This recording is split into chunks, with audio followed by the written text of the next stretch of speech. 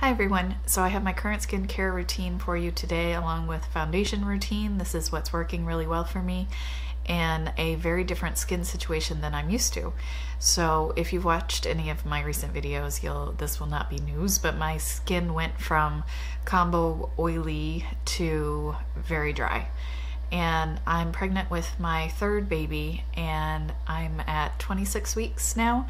And right now it's just the beginning of December in Connecticut. So as we were getting closer to like the fall, the humidity was going down, my skin was getting drier and drier. And then it just got so dry that nothing was looking right on it.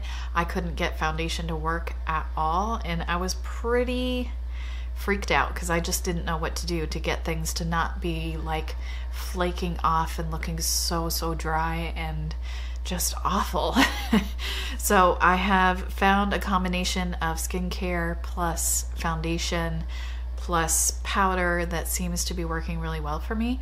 So I thought I would share that with you. I don't have any foundation on right now. I was just letting kind of the skincare stuff sink in. So I think I probably have given it long enough at this point where I can start applying the foundation. So I'm going to go ahead and insert the information about the skincare I do first. I don't wash my face in the morning. I just don't. I used to. And then I did like micellar water and now I do nothing because my skin is so dry. I figure I don't really want to take away any of the moisture I put on the night before. So I just pile stuff on top. So that may be kind of not what you're into. I totally understand. It's just what has been working for me right now. And now that I found something that works, I really don't want to mess with it. So the first thing I do is take the Olay Regenerist Regenerating Serum. And this is fragrance free. And I use about 1.5 pumps to cover my entire face. They also have a micro sculpting cream. And that one is more or less the same as the regenerating serum, but it's more expensive. So when I can, I get the regenerating serum, and when I can't, I'll get the micro sculpting serum. So I already did that part when I thought the camera was recording, and it was not. So I'm not going to reapply that. Also, when I thought the camera was recording, I put on the Embryolisse Lait-Creme Concentre. And I think most people know this from Pixie Woo as their primer of choice. And this I do not put everywhere because my face is not really dry enough to require that. So I put about that much on. And what I do is first go into the areas where I have the dermatitis and where foundation will like kind of crack and peel if it's not moisturized enough. I put that right under here to about here on my chin. Around my nose, kind of up on parts of my nose. Then the rest I take and put it all on my cheeks, underneath my eyes, and the top part of my forehead, which are all places that tend to get very dry.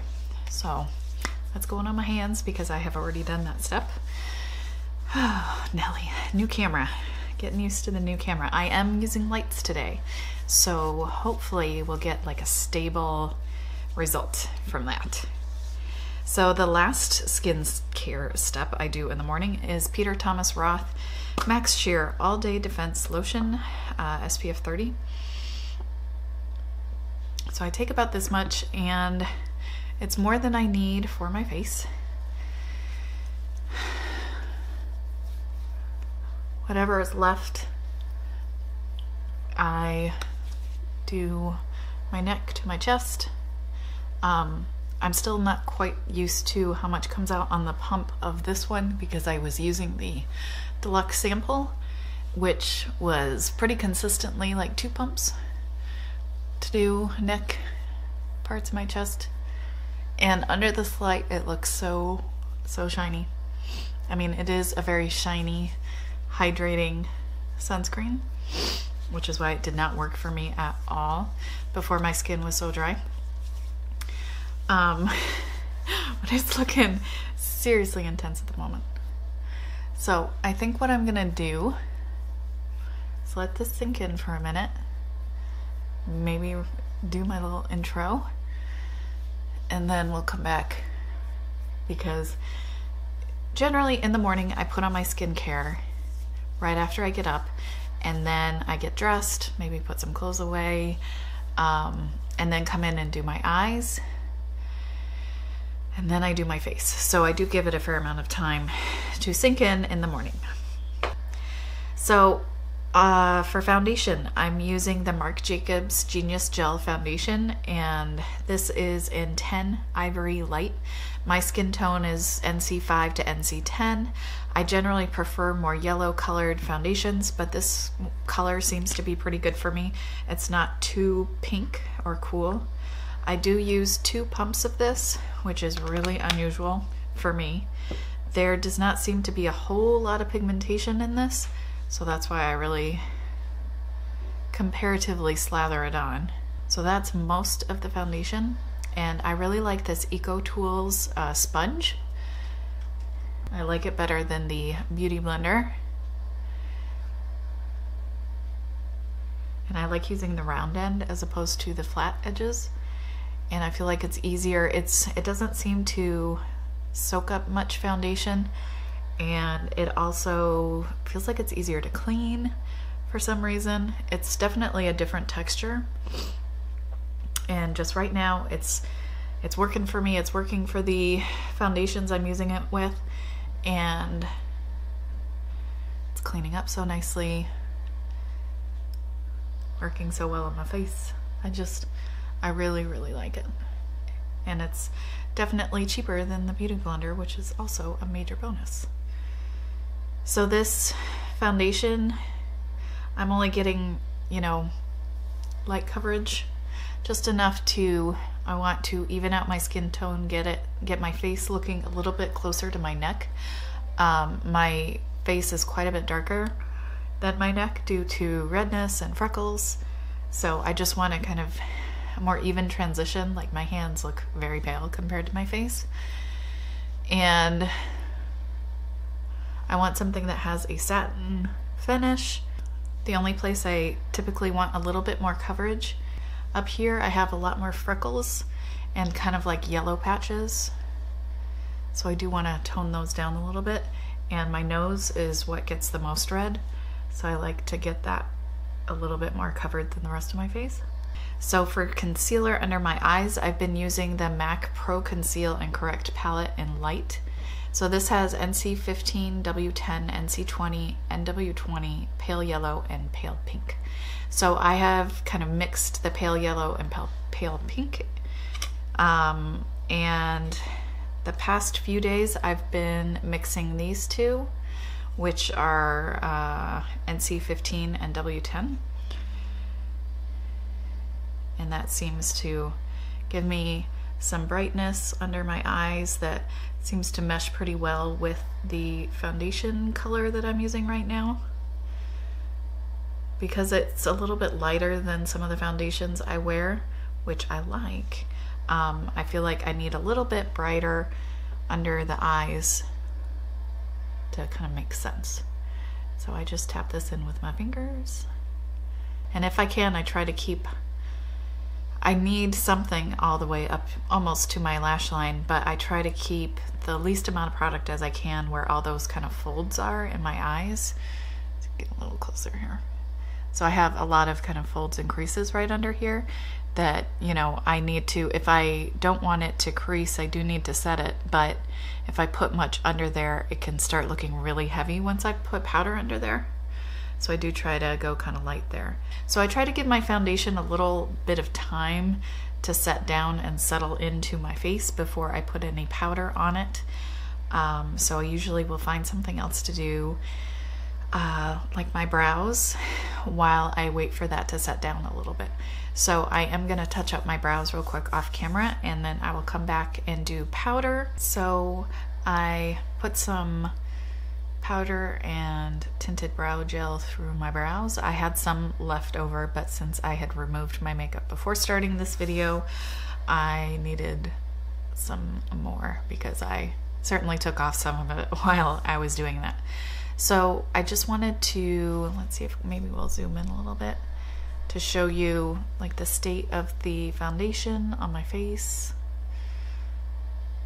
And the concealer, if you kind of look here, you can see it is definitely collecting in those creases. But everywhere else, the foundation looks really nice. There isn't much of it. So that it's basically invisible, I feel like is not a huge feat, but it is definitely very nice to have it look so good. So what I'm gonna do next is powder, and the powder I've been using is the Sonia Kashuk Chic Luminosity Glow Powder. This is still available. I had to check because I bought this quite some time ago. I have found that it is basically the same as the NARS Light Reflecting Setting Powder Pressed, which I have basically used up. I probably could have included it in my last empties, but I didn't because I keep thinking I'm going to use it, but quite honestly, I'm not. So this is my NARS Light Reflecting Setting Powder. It's obviously seen better days. It's really hard unless I'm using a very small brush to get down in there. And actually, since I am using a really small brush, I guess we could use the NARS on one side and the Sonia Kashuk on the other, and you'll be able to see it's pretty much the same thing.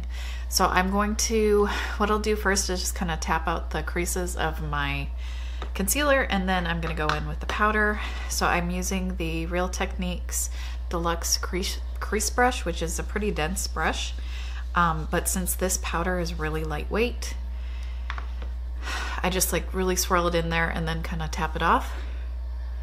Then go in and tap out my creases, because otherwise it will set those creases in there.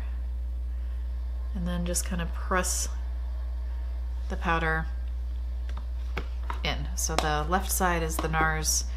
We'll do the rest of my face, and the right side with the Sonia Kashuk. So this really doesn't have any color, and if you swatch it, it feels like nothing really comes up, but you should be getting something. The NARS had like a film over it, and I don't know if they're still that way, but they would just like collect makeup, but once you get through that film, you could see the powder on your brush, and you could see it on your fingers when you swatch. So you should be able to see something. So that's setting my under eyes. I just use the same brush and the same kind of technique, and then just kind of press a little bit on the end of my nose, which is where I get a little bit of oil, and also a little bit on the lower half of my chin. And then if it seems like I'm a little too shiny elsewhere, I might also put a little bit right there on my forehead.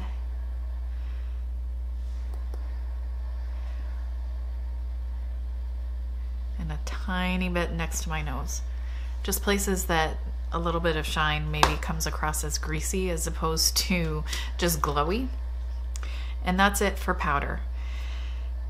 And that will keep my under eyes from creasing all day, and it will keep them feeling totally dry, which is nice. The rest of my face still feels a teeny tiny bit sticky, and it's something I've just come to accept, that that's a part of my current face situation, because if I powder it down, then it starts, no matter how light the powder is, like texture wise, it always starts looking dry if I powder it. So I just don't powder it anymore, and I just deal with the slight stickiness. So the next thing I would do is blush and highlight. So because I am still kind of sticky, I have been using cream products a lot more. So that's it for face makeup. And then my last step, this is partially for my face and partially for my eyes. I've been having a lot of difficulty with eyeshadow creasing lately. So I put in a pretty generous amount of the Makeup Forever Mist and Fix, and this will also help the powdery look, the very few places I did powder.